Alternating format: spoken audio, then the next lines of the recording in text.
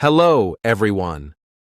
Welcome to another exciting episode of our podcast. My name is Adam, and as always, I'm thrilled to be here with you. Today's episode is going to be really special because we're diving into something that's both educational and fascinating. English isn't just a language. It's a living story that has evolved over thousands of years. Every word we use today has its roots in the past, shaped by events, people, and cultures. And joining me, as always, is my amazing co-host, Sophia. Hi, everyone. Thank you so much for tuning in again.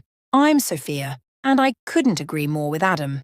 The English language truly is like a time machine that takes us back to pivotal moments in history.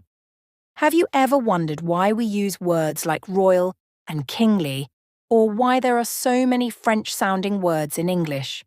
Well, the answers to these questions are hidden in the past. And today, we're going to uncover those stories, one era at a time. Exactly, Sophia. Today, we're talking about how history has shaped the English language into what we know today. From ancient invasions and global trade to the internet age, every chapter in history has left its mark on the words we use. It's like peeling back layers of time to see how cultures and events have added richness to this incredible language. That's so true, Adam.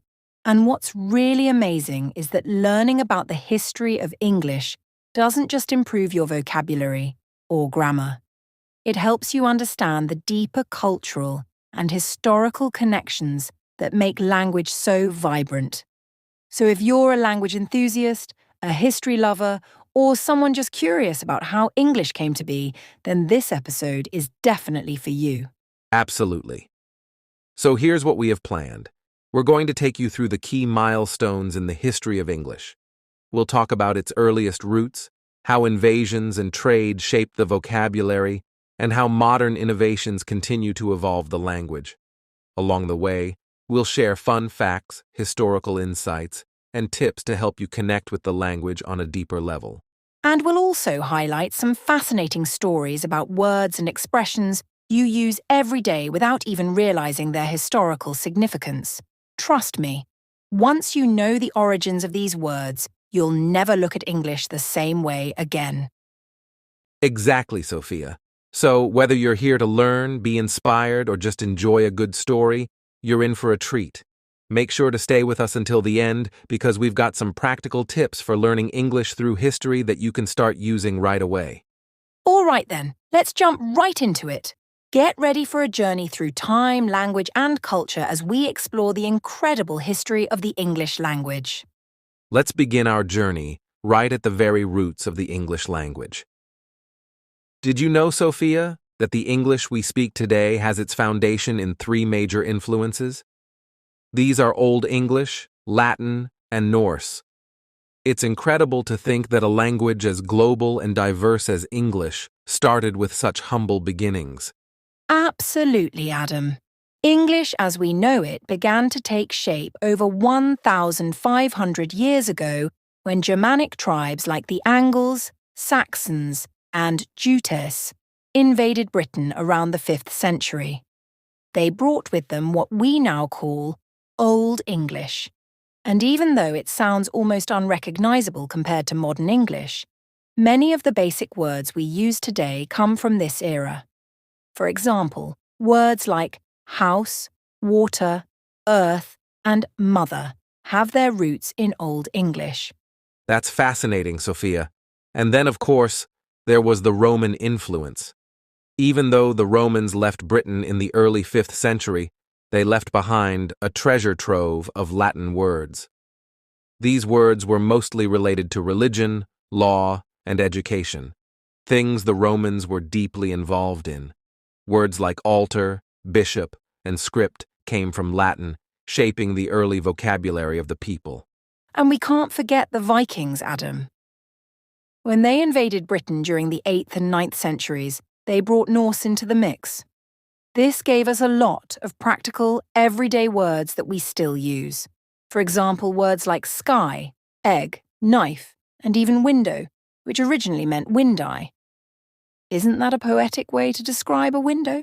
Absolutely poetic, Sophia. It's so interesting to see how these invasions didn't just shape the history of Britain, but also left a lasting legacy in the language. And here's an interesting point. Old English, despite its rich vocabulary, didn't sound anything like modern English. It was a mix of harsh Germanic sounds with a touch of Latin. Can you imagine trying to communicate in that language today? Not at all, Adam. But the beauty of English lies in how adaptable it has always been. It absorbed influences from all these sources and kept evolving. Even during those early centuries, people were already borrowing words and concepts from each other, creating a rich and versatile language. Exactly, Sophia.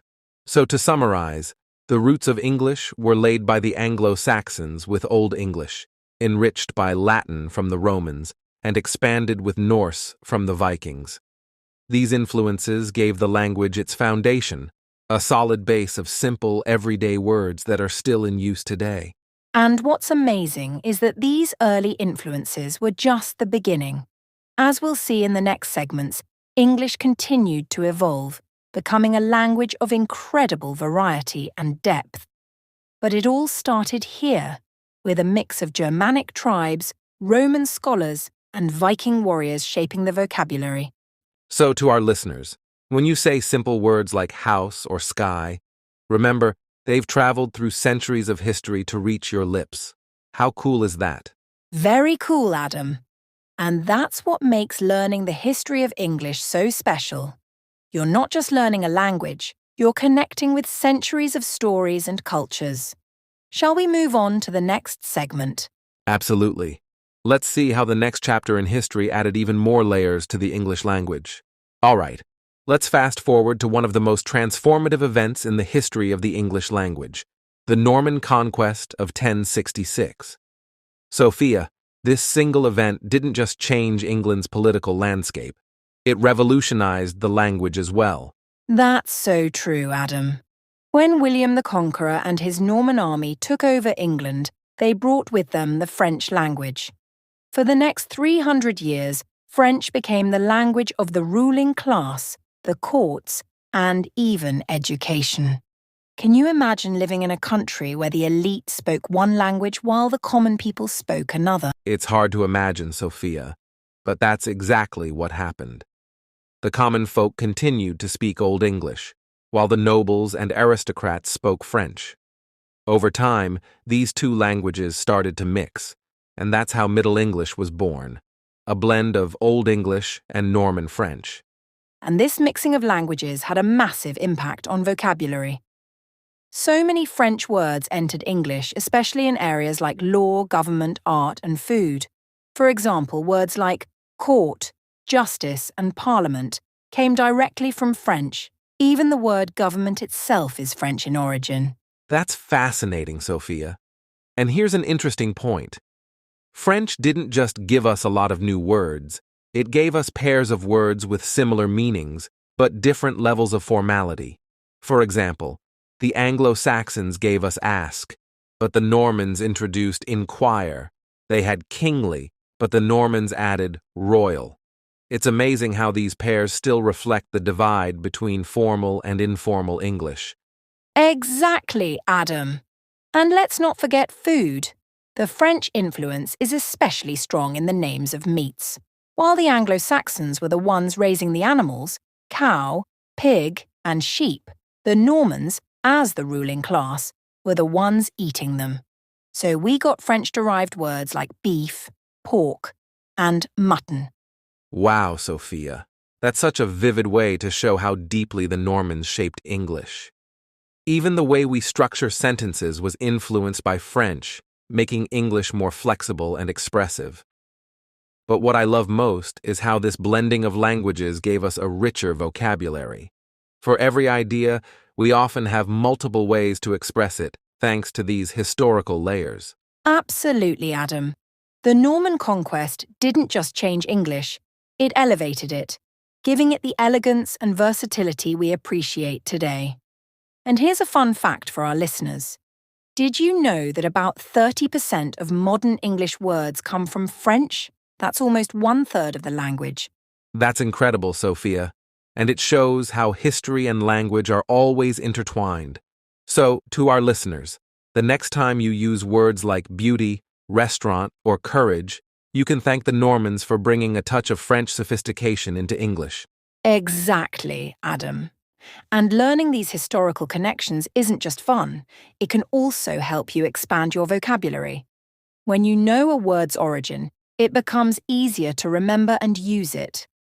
Shall we move on to the next era in the evolution of English? Now, Sophia, let's move forward to the Renaissance, a time of discovery, art, and of course, the rebirth of language.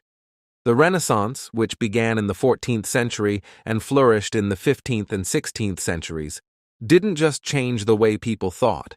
It changed the English language in profound ways. That's so true, Adam. The Renaissance was a time when knowledge from ancient Greece and Rome resurfaced, inspiring thinkers, scientists, and artists.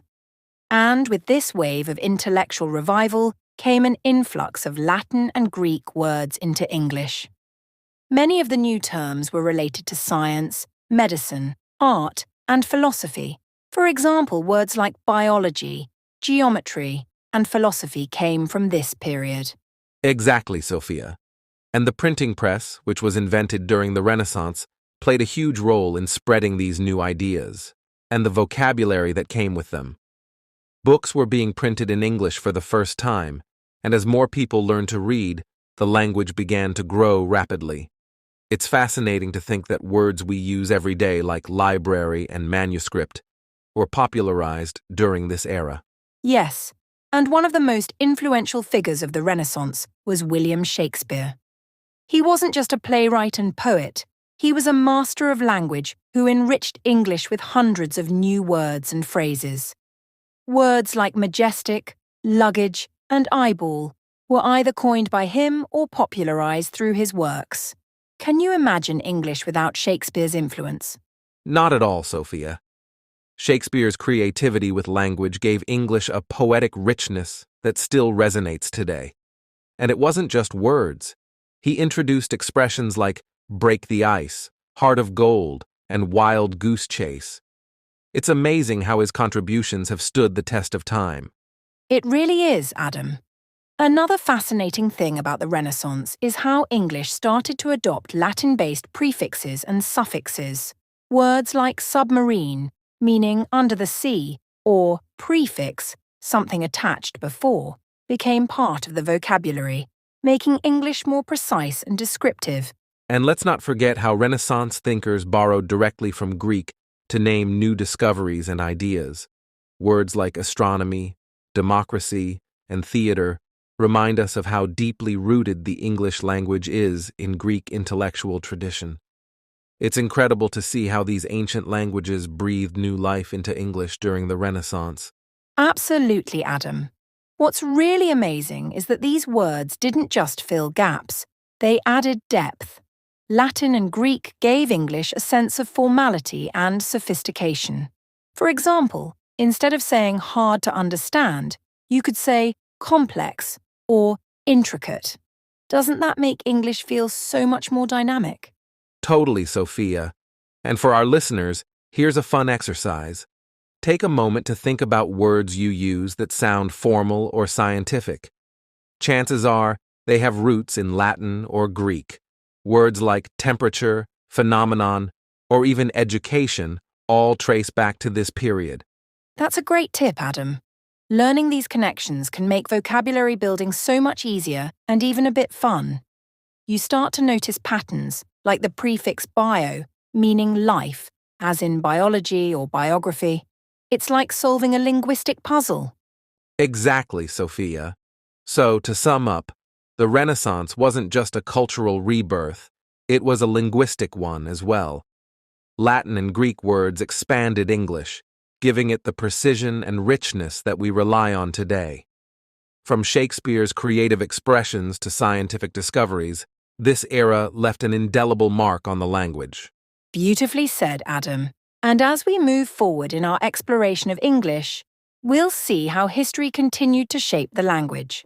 Ready to dive into the next chapter? All right, Sophia, We've talked about how English grew from its roots and transformed during the Renaissance. Now, let's dive into one of the most exciting chapters in the history of English, the moment it went global. This happened during the Age of Exploration and Colonization, starting around the 16th century. That's right, Adam. As British explorers, traders, and settlers travelled across the world, they brought the English language with them. But what's fascinating is that English didn't just spread. It also absorbed influences from the many cultures it encountered. Think about it. English is like a sponge, constantly soaking up words and expressions from different languages. Absolutely, Sophia. For example, during British colonization of India, many Hindi and Urdu words became part of English. Words like pajamas, bungalow, and jungle are all borrowed from Indian languages. It's amazing how these words traveled halfway around the world and became a natural part of English. Yes, Adam, and it wasn't just India. From Africa, we got words like zebra and safari. From the Caribbean, words like hurricane and barbecue. And don't forget North America. Native American languages gave us words like moose, canoe, and tomahawk. English truly became a global melting pot during this era. It's incredible, Sophia. And then there's the impact of trade.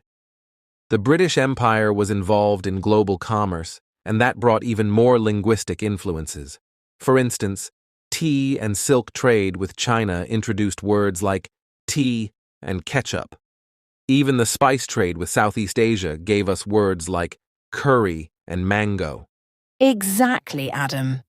And let's not forget the influence of European languages during this period. Words from Spanish like tornado and patio, or from Dutch like yacht and cookie, became part of English too. It's like English was constantly evolving, borrowing and expanding. That's the beauty of English, Sophia. It's a language that thrives on diversity. And as English spread to different parts of the world, it also started to develop regional variations. For example, American English began to differ from British English in spelling, pronunciation, and even vocabulary. Words like elevator in the US and lift in the UK are a direct result of this global evolution. Absolutely, Adam. And these regional variations aren't limited to just the UK and US. There's Australian English, Canadian English, and even Indian English, all with their unique accents, slang, and idioms. It's fascinating how English adapts to its environment while still staying connected to its roots. Right, Sophia. And the global spread of English also gave birth to pidgins and creoles.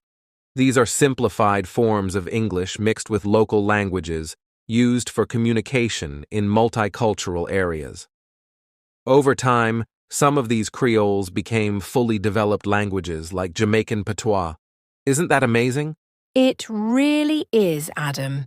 English didn't just travel the world. It transformed itself and transformed the communities that adopted it. Today, English is spoken by over 1.5 billion people, making it the most widely used second language. And much of that influence stems from its global journey during this period. So, to our listeners, the next time you come across a word in English that feels a little exotic, it probably has an interesting history behind it. English is truly a global language, shaped by centuries of exploration, trade, and cultural exchange. Well said, Adam. And learning about these influences isn't just fun. It can also help you understand why English has such a vast and diverse vocabulary. It's a reminder of how connected we all are through language and history. Exactly, Sophia. So let's continue our journey through history and see how the Industrial Revolution and technology brought even more changes to the English language. Sounds great, Adam. Let's keep going. Sophia, we've covered so much about how English evolved through different periods of history. But one of my favorite things about English is discovering the surprising origins of some everyday words. Many of them have stories that connect us to fascinating historical events or cultural practices. Shall we dive into a few examples? Absolutely, Adam. One of my all-time favorite examples is the word sandwich. Did you know it's named after John Montague, the 4th Earl of Sandwich? The story goes that he was so addicted to playing cards that he didn't want to leave the game for a meal. So he ordered his servants to bring him meat tucked between 2 slices of bread. That simple snack became what we now call a sandwich. That's a classic, Sophia. And here's another one that might surprise our listeners. Clue. Today it means a hint or piece of evidence, but its origin is rooted in Greek mythology. The original word clue referred to a ball of thread. In the myth of Theseus and the Minotaur, Theseus used a thread to find his way out of the labyrinth. Over time, the word evolved to mean something that helps you solve a puzzle or find your way. That's such a cool connection, Adam.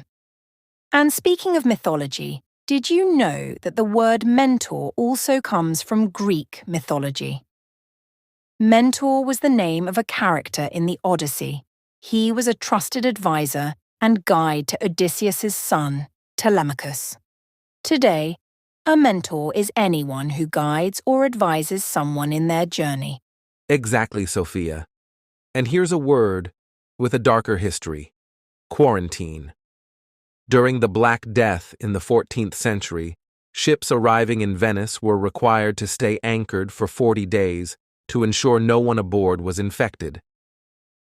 The term comes from the Italian word quaranta, meaning 40. It's amazing how a word from medieval public health has stayed relevant even today. Wow, Adam, I didn't know that. Here's another surprising one: salary. It comes from the Latin word salarium, which was the money given to Roman soldiers to buy salt. Back then, salt was incredibly valuable. It was even called white gold. Imagine your paycheck being tied to salt. That's incredible, Sophia. And here's one for food lovers: the word ketchup. It actually originated from a Chinese word ketchup, which referred to a fermented fish sauce. British traders encountered it in Southeast Asia, adapted it, and over time it became the tomato-based condiment we know today. Talk about a journey. Amazing, Adam. And how about the word panic? It comes from the Greek god Pan, who was believed to cause sudden irrational fear. Ancient people thought his presence in the wilderness could induce panic attacks. Isn't it interesting how mythology shaped this word? It really is, Sophia. And here's one more for our listeners: nice. Believe it or not, the word originally meant ignorant or foolish in Latin. Over centuries, it changed meanings multiple times, from silly to timid to kind. It's a reminder of how words can evolve in unexpected ways.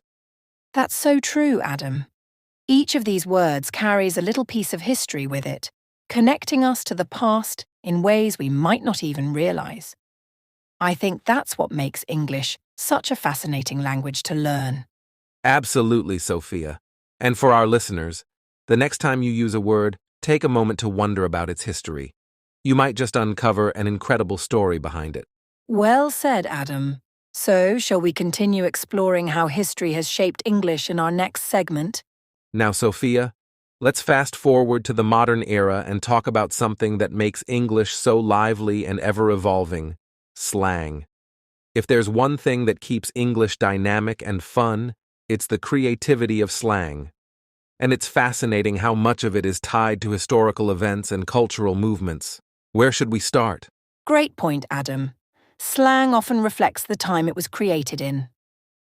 Let's start with the 1920s, the Roaring Twenties. It was a time of jazz, flappers, and prohibition in the United States. Some slang from that era, like bee's knees or cat's pajamas, was used to describe something excellent or stylish. It's so playful, don't you think? Definitely, Sophia. And then there's the 1940s during World War II. Military slang started creeping into everyday language. Words like snafu, meaning a chaotic situation, and jeep, referring to a versatile military vehicle, became part of civilian speech. It shows how much historical events influence the way people communicate. Exactly, Adam. And we can't skip the 1960s and 70s, the era of counterculture, rock and roll, and social movements. Slang from that time, like groovy or far out, reflected the laid-back, free-spirited vibe of the youth. Words like cool also became mainstream during this time and are still in use today. That's true, Sophia. And let's not forget how technology has influenced slang in recent decades. The internet boom in the 1990s gave us words like surfing for browsing online or spam for unwanted emails. Social media, in particular, has created a whole new world of slang. Terms like selfie, DM, and even LOL have become part of everyday conversations. And it's not just technology, Adam. Slang is also shaped by pop culture.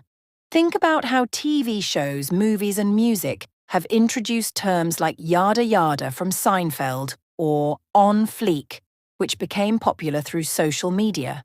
Even the rise of hip-hop in the 1980s brought slang like dope and chill into mainstream English. Exactly, Sophia. And what's fascinating is how slang often breaks the rules of traditional grammar, yet it feels natural and expressive. For example, saying, "I'm gonna bounce" instead of "I'm going to leave," or "that's lit," instead of "that's exciting." It's a way for people to connect with their peers and feel part of a group. Absolutely, Adam. And what's interesting is how slang evolves so quickly.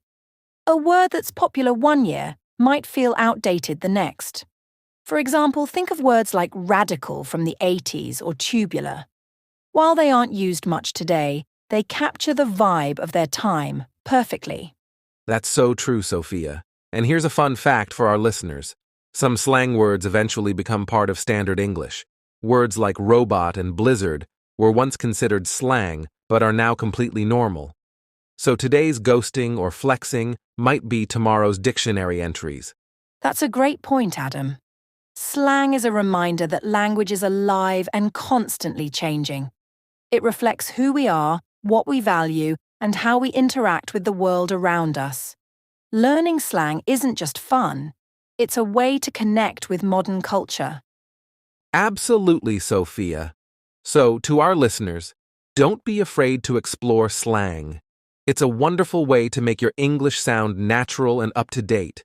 And remember, every generation adds its own twist to the language, so you're part of the history of English too. Well said, Adam. So, shall we move on to our final segment and explore how English continues to evolve in today's digital world? Let's do it, Sophia. The journey of English is far from over and there's so much more to uncover. Sophia, we've talked about how English has evolved globally and how slang reflects the times we live in. But now, let's dive into something that's really fascinating: dialects. English, like all languages, has developed various dialects over time, and it's amazing how history has shaped them. What do you think, Sophia? Definitely, Adam. Dialects are one of the most interesting aspects of language. A dialect is essentially a form of a language spoken in a particular region or by a specific group of people. And with English, dialects are influenced by so many factors, like geography, history, and even social class. Let's break it down and look at how dialects formed over time. Great idea, Sophia. First, we can start with the early history of English. When the Anglo-Saxons arrived in Britain in the 5th and 6th centuries, they spoke Old English, which was a mixture of several Germanic languages. Over time, this language split into different regional variations depending on where people lived. So, even in the early days, people from different areas spoke different forms of English. Exactly, Adam. And then, the Viking invasions in the 9th century had a huge impact. The Vikings spoke Old Norse, and they brought many words and even grammatical structures into English. This led to the formation of Northern English dialects, which were heavily influenced by Old Norse. Some words in modern Northern English, like skirt or they in the plural form, have their origins in Old Norse. Right, Sophia. And after the Viking invasions, something even bigger happened: the Norman conquest in 1066. The Normans, who spoke Old French, took control of England, and for several centuries, French became the language of the court and law, while English remained the language of the common people. This led to what we now call Middle English, a time when English absorbed a ton of French vocabulary, particularly in areas like law, art, and governance. The influence of French is still visible in modern English words like court, council, and government. That's right, Adam. And this is where regional dialects start to really take shape. The French-speaking upper class lived in the south, while the Anglo-Saxon peasants lived in the north. As a result, the English spoken in the north began to be distinct from the English spoken in the south, with differences in pronunciation, vocabulary, and even grammar. And don't forget the huge influence of trade. During the Middle Ages, English started to develop even more regional varieties because of the expansion of trade networks. Cities like London became melting pots where people from all over the country and even the world came together. Over time, this led to more urban dialects, each with unique characteristics. Exactly. And by the time the Renaissance came along, things were changing again. As literature and education began to flourish, a more standardized form of English started to emerge, thanks in part to the printing press. But even with the rise of standardized English, dialects continued to thrive, especially in rural areas where people had less access to books and education. Yes, and even today, dialects are a big part of the English-speaking world. For example, in the United Kingdom, you have a variety of accents and dialects, from the Cockney accent in London to the Geordie accent in Newcastle, or the Scouse accent in Liverpool. Each one has its own unique sounds, vocabulary, and even grammar rules. And we can see the same thing in the United States. You have Southern English, New York English, Midwestern English, and so on. These regional dialects can even reflect aspects of history. For instance, Southern English has a unique way of pronouncing words and even uses certain expressions like y'all for you all, which tells us a lot about the history and culture of the American South. That's a great point, Sophia. Dialects also reveal a lot about identity.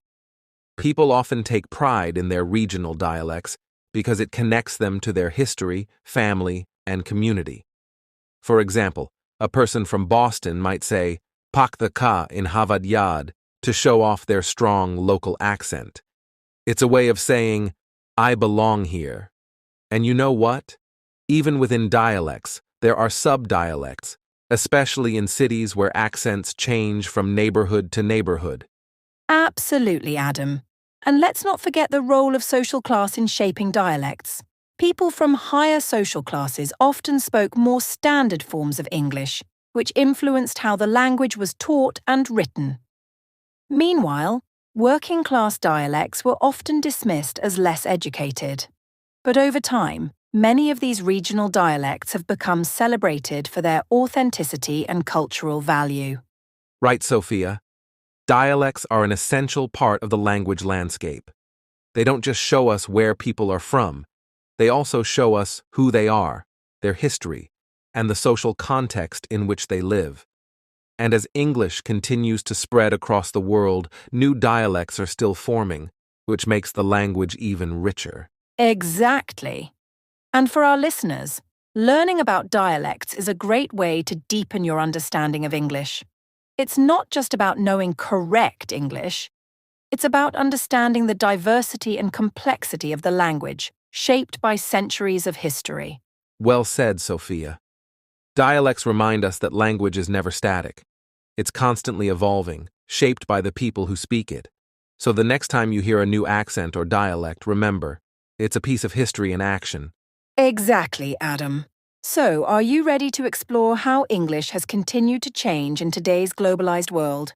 Sophia, one of the most fun and tricky parts of learning English is understanding idioms. They're everywhere. But what makes idioms even more interesting is how they often have roots in history. Some of the expressions we use today were born from real historical events or cultural practices. What do you think, Sophia? Absolutely, Adam. Idioms are a fantastic way to dive deeper into the history of a language. They're phrases whose meanings aren't obvious from the words themselves, and many have fascinating stories behind them. Let's look at a few examples that come from English's rich historical past.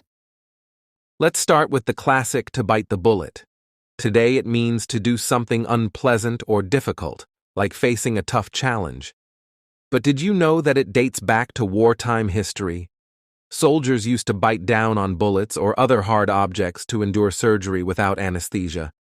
The idea was to distract them from the pain and give them something to focus on while doctors worked. That's a perfect example, Adam. And here's another one. Kick the bucket. We use this phrase to mean to die, but the origin comes from an old method of slaughtering animals. In the past, when animals were being hung to be slaughtered, they would kick the bucket they were tied to. Over time, kick the bucket became a euphemism for death. That's a bit dark, but fascinating. And here's another idiom with a surprising origin: the writing on the wall. We use it today to refer to something bad that is about to happen, like a warning sign. This idiom comes from the Bible, from the book of Daniel, where a mysterious hand writes a prophecy on the wall, foretelling the fall of the Babylonian Empire. It was a literal warning that something terrible was coming. Exactly. And this one might be familiar to a lot of people, to go the whole 9 yards. We say it when we mean to do something to the fullest or go all the way. Its origins are a bit debated, but one of the most popular theories comes from World War II.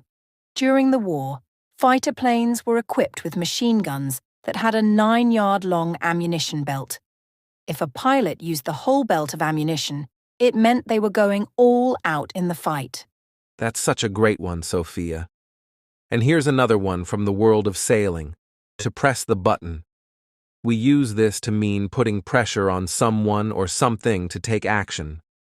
But back in the 19th century, it referred to a button on a ship's steering wheel. The ship's captain would press the button to signal a change in direction, which often had an immediate effect on the ship's course. Wow, that's an interesting one. Now, how about to pull out all the stops? It means to do everything you can to achieve something, especially when it comes to putting on a big show. The phrase comes from organs in churches. Organs have pipes that can be opened and closed with stops. If a musician wanted to create a full sound, they would pull out all the stops to open every pipe. It's a great example of how a musical term turned into a common idiom. I love that one. Now let's go for a sports-related idiom: to throw in the towel. Today, it means to give up or admit defeat. The origin is in boxing.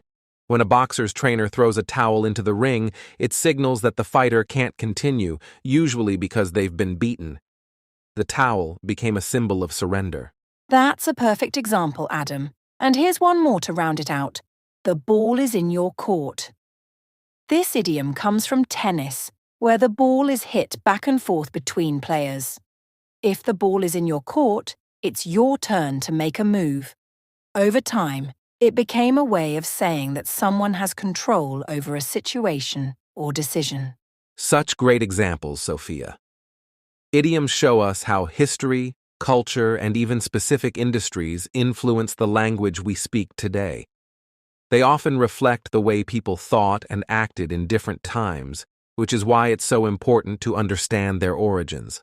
Plus, knowing where they come from makes using them even more fun. Definitely, Adam. And for our listeners, when you come across an idiom you don't understand, take a moment to dig into its history. You'll be surprised at what you discover, and it'll give you a whole new appreciation for the language. Exactly, Sophia.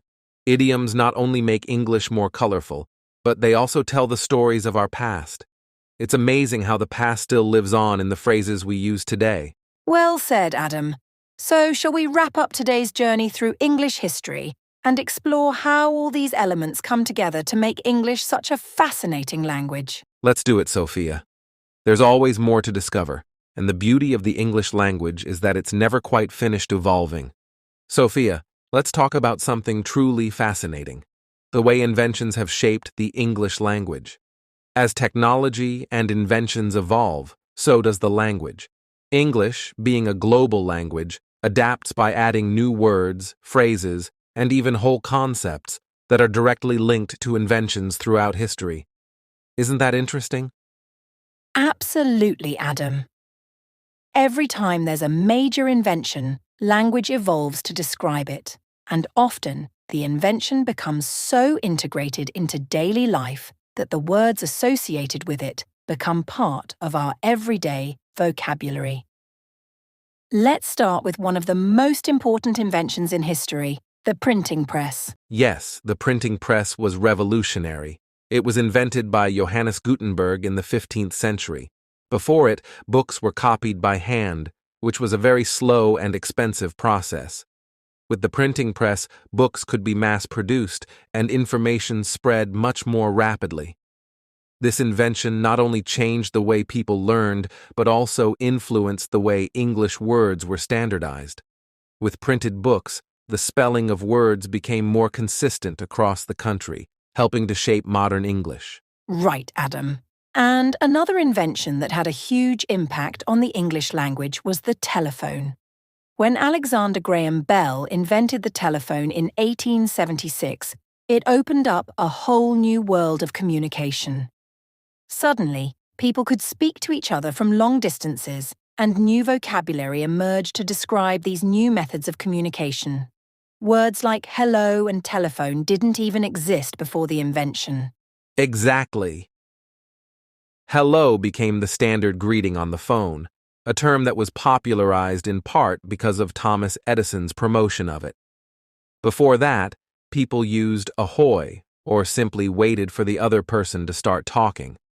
The telephone brought with it a whole new way of thinking about communication, and as telecommunication advanced over the years, new terms like cell phone and texting entered the language, constantly shaping the way we connect. Speaking of telecommunication, let's talk about the Internet. The invention of the Internet in the late 20th century changed language in dramatic ways. Words like email, website, online, and hashtag are all products of the digital age. They weren't part of the English language a few decades ago, and now they're so common that we use them every day. That's so true, Sophia. And the Internet has also led to the rise of entirely new forms of communication, like texting, social media, and instant messaging. This has given birth to even more slang and abbreviations. Words like LOL, BRB, and OMG are all acronyms that originated in the digital world and have now become part of spoken English. It's crazy how much the language adapts to new forms of communication. Yes, and it's not just about new words. The Internet has also changed the way we speak and write. For example, the rapid exchange of information online has made language more concise and fast-paced. People often use emojis to convey emotions or to replace entire sentences. It's a whole new way of expressing ourselves. Absolutely, Sophia. And here's another invention that had a major impact: television. When TV became popular in the mid-20th century, it introduced a new platform for mass communication and entertainment. Words like sitcom, reality TV, and binge-watching are direct results of the TV industry. The way we talk about entertainment and leisure was forever changed by this invention. Totally. TV also helped spread the use of certain accents and dialects across the globe. For example, the rise of American TV shows and movies in the 20th century introduced American English to many non-native speakers, which has influenced global English. This brought terms like cool, awesome, and hang out into widespread use. That's right, Sophia. And another invention that changed English is the airplane. With air travel becoming more accessible in the 20th century, people could travel to distant places and experience new cultures. This led to the creation of words like jet lag and frequent flyer, terms that we now associate with international travel. The invention of the airplane made the world feel smaller and, in turn, made our language more global. And let's not forget about social media platforms, which have completely changed the way we communicate. Platforms like Twitter, Facebook, and Instagram have introduced new words like tweet, status update, and selfie. These words are so ingrained in everyday English now that we don't even think about where they came from. Exactly. Social media has given us new ways to express opinions, share experiences, and even create new meanings for old words. For example, the term viral was originally used for something spreading like a virus, but now it's used to describe content that becomes extremely popular online. It shows how rapidly language adapts to new technologies. Right, Adam. And it's not just the technology itself that shapes the language, it's also the culture surrounding it. For instance, the rise of video games has led to terms like level up, NPC, non-playable character, and grind being widely used in everyday speech even by people who don't play video games. That's a perfect example, Sophia. It shows how inventions don't just create new tools or technologies, they also give birth to new ways of thinking, communicating, and even behaving. Every major invention in history has had a ripple effect on the language, and it's fascinating to see how English has adapted over time. Exactly, Adam. From the printing press to the internet and everything in between, inventions continue to shape the English language. They give us new ways to communicate, connect, and express our ideas. And who knows? The next big invention might bring even more changes to the language. Well said, Sophia. The history of inventions is, in many ways, the history of the English language. It's a constant process of adaptation and evolution. So, to our listeners, next time you hear a new word or phrase, take a moment to think about where it came from. You might just discover a piece of history. Exactly, Adam. And we'll continue to explore how English continues to evolve. So, shall we wrap up this fascinating segment and move on to how language keeps changing in the modern world? Let's do it, Sophia. The journey of English never stops. Sophia, now that we've explored how history, inventions, and cultural events have shaped English, let's wrap things up by sharing some practical tips for learning English through history. I think history is a powerful way to understand a language, don't you? Absolutely, Adam. History isn't just about dates and events. It's also about the way people communicated, the words they used, and how the language evolved over time. By learning English through history, you not only improve your vocabulary and grammar, but you also get to understand the culture and context behind the language. Right. So, one of the first tips is to study historical texts. And I mean more than just textbooks. Reading classic literature, old newspapers, or even letters from different periods can give you a deeper insight into how English was used in the past. For example, texts from the Elizabethan era or the 18th century are full of rich language and expressions that might sound unfamiliar today, but they help you understand the evolution of words and phrases. That's a great point, Adam. For example, if you read Shakespeare or works from the Victorian era, you'll notice how the sentence structures, vocabulary, and even punctuation were different. By comparing them with modern texts, you can actually see how English has evolved over time. Plus, you might even discover some fun, old-fashioned words that have fallen out of use. Exactly. And don't just limit yourself to books. You can also watch historical documentaries or films. Many movies, TV shows, and documentaries are based on historical events, and they often include dialogues that reflect the language of that time.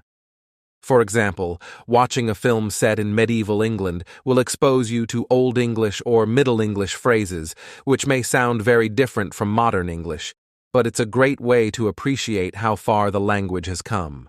That's a fantastic idea. And even in modern films or shows that take place in the past, you can pick up on language that has evolved. For instance, hearing characters speak with an accent or using historical phrases gives you a sense of how language was spoken back then. It's like a living history lesson. Yes, and speaking of accents, paying attention to different dialects and regional variations in historical contexts is another great way to learn. English is spoken differently depending on where you are and when you are. A fun way to dive deeper is to learn about historical accents. You could compare how people spoke in 19th century London versus how they speak today, and the differences will be fascinating. That's a great suggestion, Adam. If you're interested in how accents evolved, you can find resources online or even audiobooks that feature different time periods and regions. This way, you can hear the language of the past in its true form. For example, watching old films or listening to recordings from the early 1900s can give you a good idea of how English sounded back then. Exactly. And another great tip is to study the origins of modern English words. We've talked about this before, but understanding where words come from can be really enlightening. For example, you might be surprised to learn that many everyday words come from Latin, French, or even Old Norse, thanks to historical invasions and cultural exchanges. By knowing the roots of words, you can expand your vocabulary and better understand the language. Definitely. Words like courage, adventure, and government all have Latin roots, and understanding these origins can help you remember the meanings of new words more easily. You'll start noticing patterns in the language and how words are connected across time. Another tip is to engage with historical language through storytelling. History is full of amazing stories, and when you combine storytelling with language learning, it becomes so much more interesting. Try listening to historical podcasts or audiobooks, where you can hear about historical events told in a narrative style. This will help you pick up new words and phrases, and the context of the story will make the language feel more real and relatable. Yes, Adam. Stories are such a powerful tool for learning. When you're following a historical narrative, you're not just memorizing words, you're seeing them in action. And when you hear words used in context, it's easier to understand their meaning and usage. Exactly. And here's another tip. Join language exchange groups or history-themed clubs. If you can find a group of people who are interested in learning about history while improving their English, it's a win-win. You can practice speaking and listening to English while discussing interesting historical topics. This gives you the chance to use new vocabulary and expressions in a real-world context. I love that idea. By sharing your interest in history, you'll have more fun while learning English. Plus, engaging in conversations about history will help you practice using more complex sentence structures and vocabulary, and it will feel more natural. Another tip is to create a timeline of historical events in English. This might sound a bit academic, but it's an engaging way to see how language has changed over time. For example, you can research major events like the Norman Conquest, the Industrial Revolution, or the development of the Internet, and then look at how the language shifted as a result. You could even create a personal glossary of historical terms and phrases that you find interesting. I love that idea. Building a timeline with words and phrases linked to specific historical events is a great way to connect the dots between language and history. It makes the learning process much more interactive and memorable. Exactly, Sophia. History isn't just something to memorize. It's something to experience and understand through the language that's grown out of it. And finally, don't forget to have fun with it. Learning about English through history is a fascinating journey, and the more you enjoy the process, the easier it becomes to absorb new words, phrases, and ideas. That's the most important tip, Adam. Whether you're reading old texts, watching historical films, or simply having a conversation, make sure you're enjoying the learning process. The more fun you have, the more you'll learn. Exactly, Sophia. So, to our listeners, don't be afraid to dive into the past and explore English through history. There's a whole world waiting for you, and by understanding the past, you'll unlock a deeper appreciation for the language we speak today. That's right, Adam. History shapes language, and language shapes how we understand the world. So let's continue to explore, learn, and grow together. Thanks for joining us today. Thanks, everyone. We hope these tips help you on your language learning journey. See you in the next episode. Thank you.